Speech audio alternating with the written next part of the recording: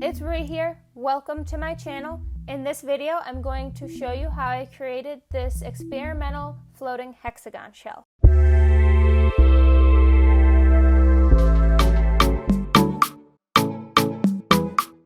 I started out by cutting the material to the lengths that I needed. You will see here that there are a few pieces that are longer. Those are for another project. That's why there's not fewer pieces with 3 cut out of each.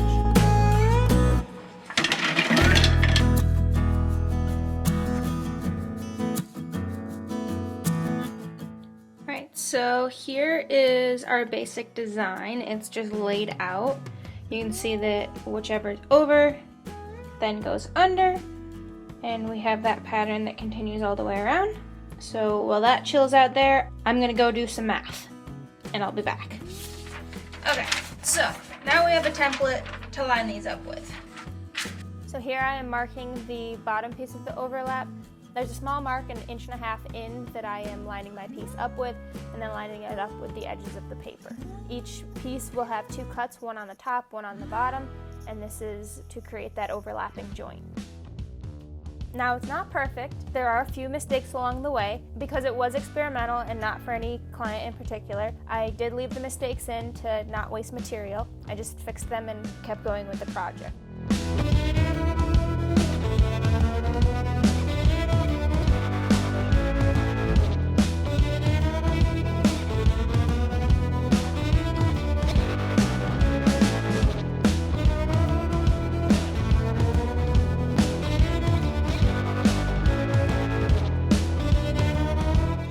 I then set up the router with a 1/2 inch hinge mortison bit.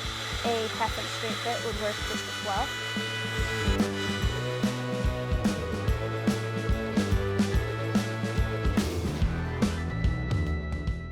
It's set to exactly half the width of the wood, and I left that bit in the router until all the overlap joints were completed. And here you can see how that overlap joint works.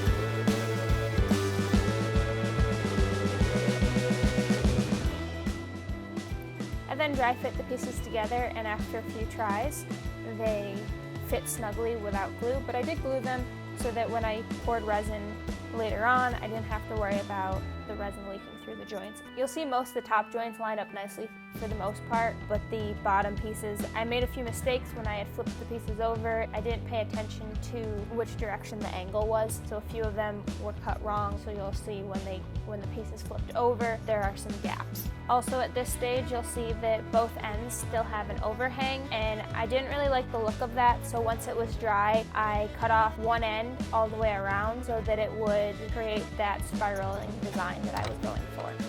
Here we are working on the leg of the shelf. This will be another overlap joint, but it will be at the end to create a triangle. You can see here that I'm marking where to cut and what to save. I also like to mark what is the top and what is the bottom of each piece to keep track of everything, especially when there's a lot of moving parts and pieces during the project. I find as long as I use a light pencil and don't press too hard where it indents into the material, it sands out very easily.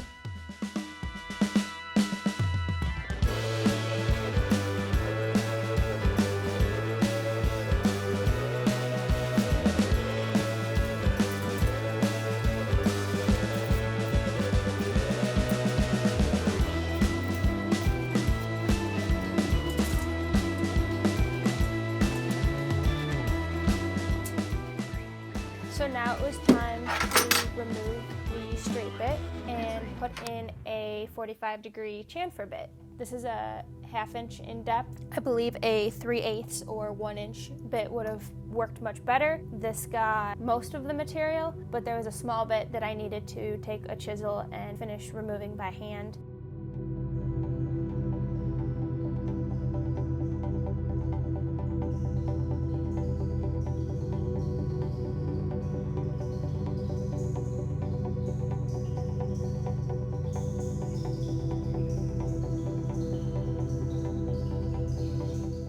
So here we're just temporarily hot gluing the leg in place. We are doing this to make sure that it lines up and ends up in the correct spot in the resin that it will be secured into.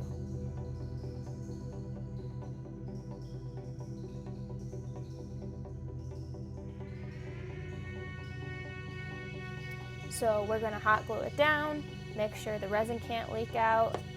This is the bottom piece, so it's glued right side up.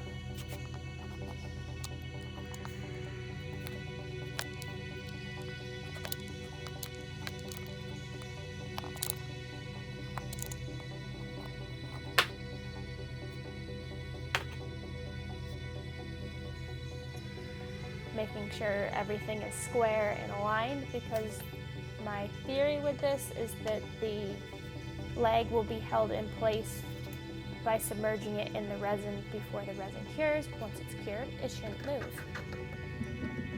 So I don't want the bottom to be see-through, so I'm going to pour a thin layer of very, very, very deep black and let that cure.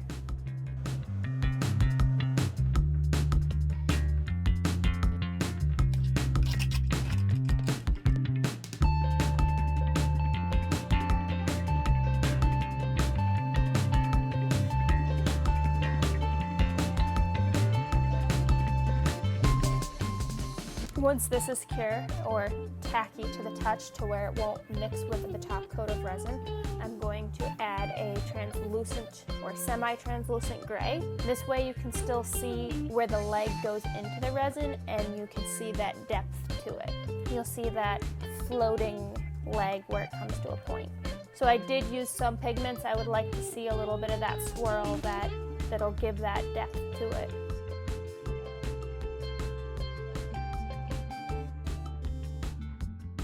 And it looks darker in the cup because of its depth than what it will.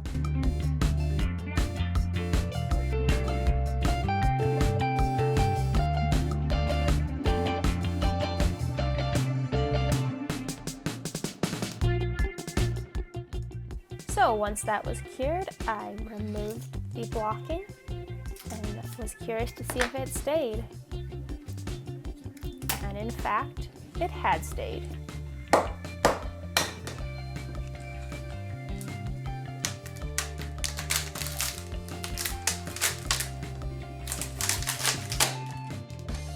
I also made a small coaster with the excess from the second pour.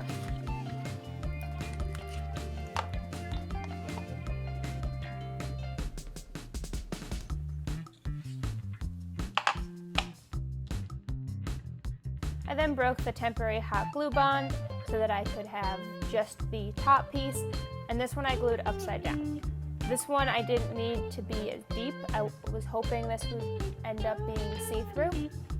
And as you can see here, I have a nice gray color, but we had a problem demolding. So if you want to see that complete video, click on the linked video in the description. I'll also link it at the end of the video.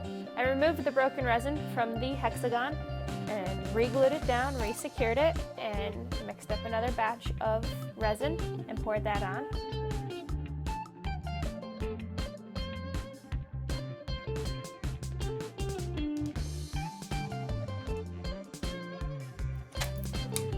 And once it was cured, I demolded it.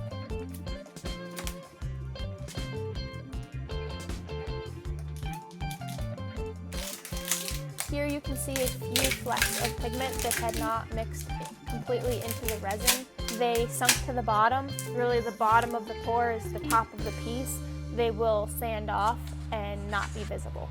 So I took both the top and bottom and cleaned them up. I sanded them to 320 grit, and here you see sanding at 800 grit and 2000 grit. So with these, I wet sand higher grits, cleaning off the resin in between. You can see the clarity coming back to the piece, and then the 2000 grit. After the 2000 grit, I clean off the surface with isopropyl alcohol. This also acts as a drying agent to get the water off of the wood surfaces so it doesn't raise the grain while it's drying. I then used a polyacrylic finish on these. I tried the spray version this time. For this piece, it pretty much used one entire can, I did the bottom 3 coats, then flipped it over to the top.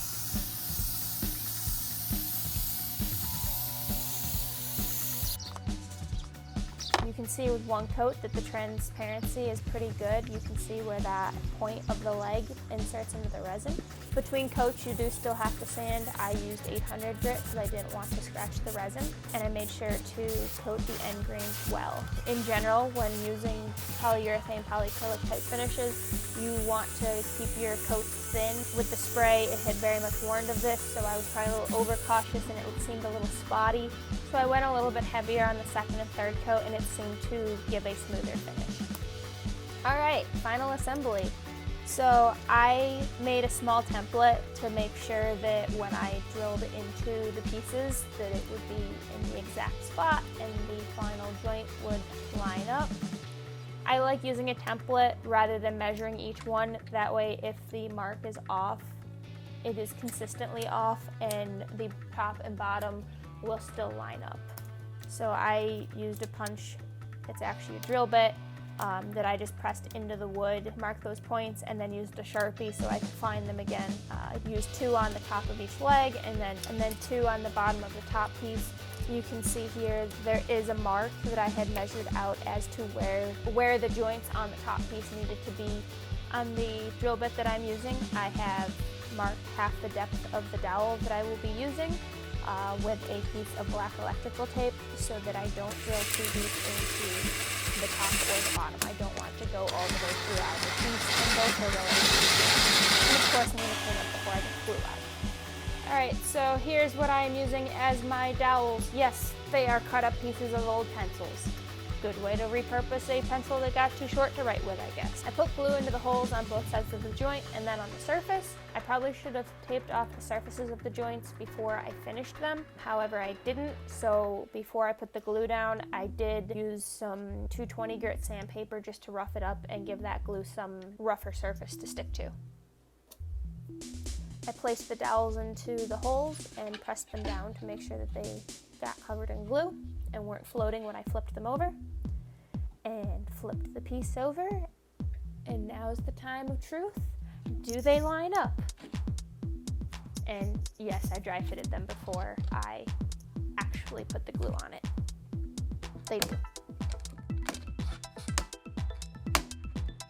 Here is how I left the piece to dry. I wanted to make sure the width at the back side of the piece stayed the same as the top, so I put a piece of scrap wood in there to wedge it in place. And final, it did work. And here's some final shots of the piece. I'm really happy with how the concept turned out. Yes, there are problems with the bottom of the parts of the joinery. I like that I can see the leg through. The single point of stability worked out. I think that's my favorite part of it. I hope you enjoyed this video. I hope you're inspired to try some new projects. Let me know in the comments what you think of this. If you liked this project or video, please like and subscribe. It helps more people see my creations. Thanks for watching. Have a great day. Bye.